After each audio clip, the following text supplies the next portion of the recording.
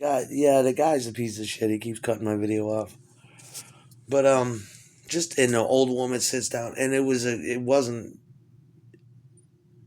It made me think of the old Saturday Night Live um, AT&T spoofs where they used to have an old lady calling home, and it's a grandmother, and she extorted the grandson, and she was calling her, and she's like, "Listen, if you ever want to see the kid again, give me $10,000 or the little one gets it." And she hangs up the phone because those old AT&T commercials used to be about like connecting people.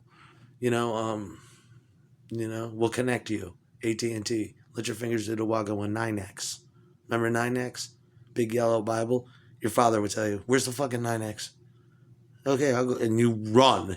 At least you did in my house. You run for the fucking the 9X book. It's underneath the telephone, right? You had a DTMF push button phone. Did you have a rotary? You had a battery operated cellular phone. The early ones, the cordless variety. Put your shit on the wire.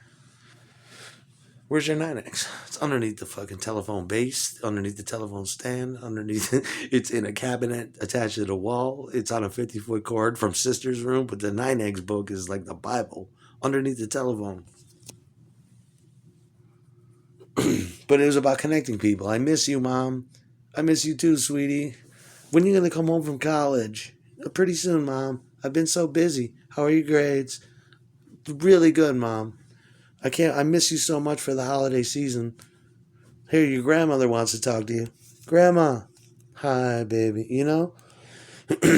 And, see, he fucked up the whole thing. But like that, $10,000 if you want to see the fucking kid alive again, okay? And you're like, Mom, you can't do that. And fuck it, I'll do it. Fuck it, I'll do it again. Look, man, remember those old commercials? The cats, they fucking hate pate. Pate's good, but just not for cats. They like gravy. The cats insist on gravy. Give us fucking gravy or let us go free. Open up the back door, Daddy. I'll make up my mind tonight. We want gravy in this motherfucker tonight. That's what the cats say. But remember those old commercials from the 1980s? When you had those elderly stereotypes. The whole show, the PJs reminds me of it.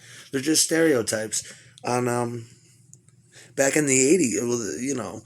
Back in the 80s, there was a stereotype about old people just not being able to get Social Security, and they work their whole lives and they're hungry, which is not really a stereotype. It's fucking true. Or at least it was back then. But I don't think it was this bad. And they had like an old lady that was like shuffling around her apartment in like New York City, right? And she starts boiling tea, and she's getting her tea ready, and she's listening to the evening news. The evening news is pulsing in the back, and the tea's ready.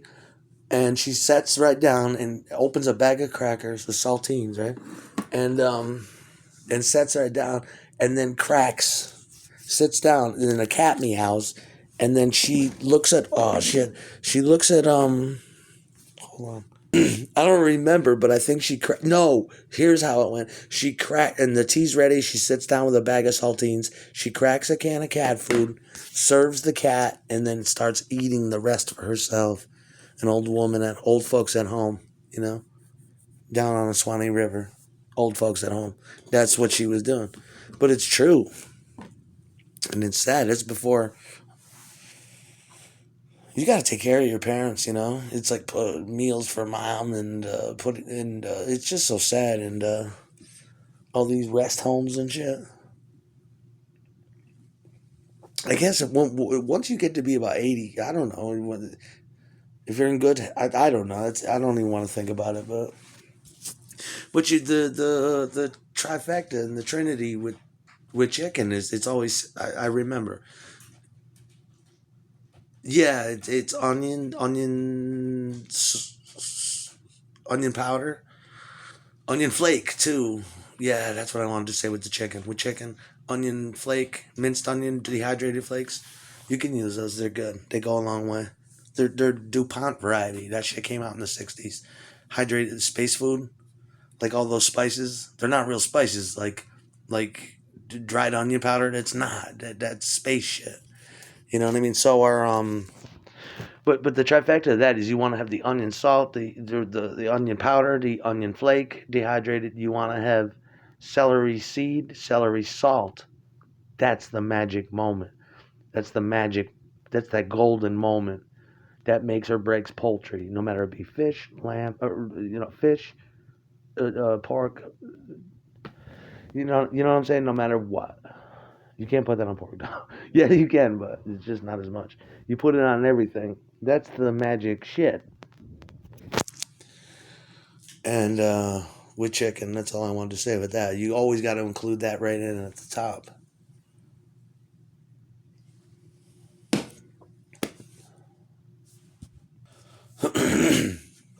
But that's what that's what it definitely comes down to. Is you want to have that. Oh, with these are notes to myself, but when you do the baked ziti this time, I'm saying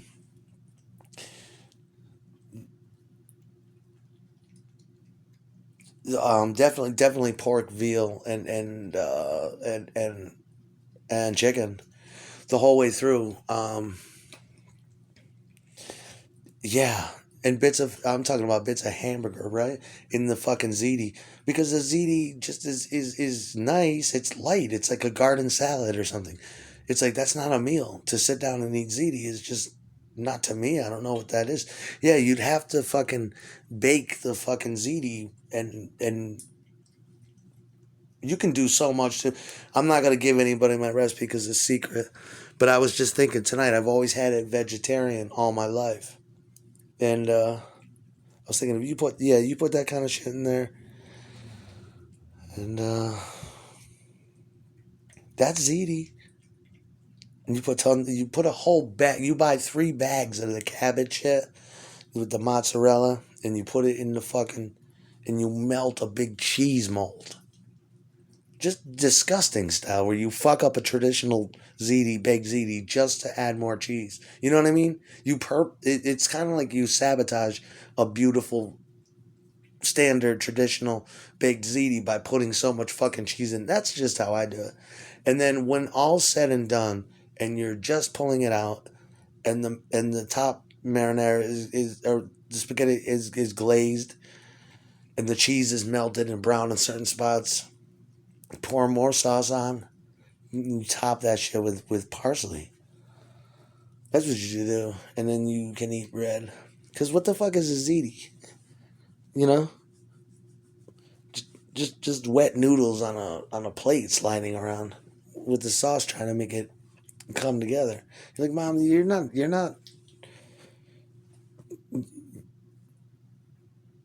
authorized to make ziti.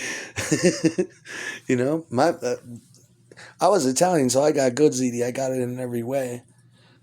I like spaghetti that way, but the spaghetti I would get when I was a kid, it was just like that. And then you would be lots of chicken in it, and sometimes sausage. That's the best way to be. That's a spaghetti. You take it home with big meatballs in it and chicken, and just that's how families should eat. You give a kid, you saw off a crusty piece of bread with some butter smeared on it. There you go. I love you. And a little bit of sauce to dip it in. Big glass of milk.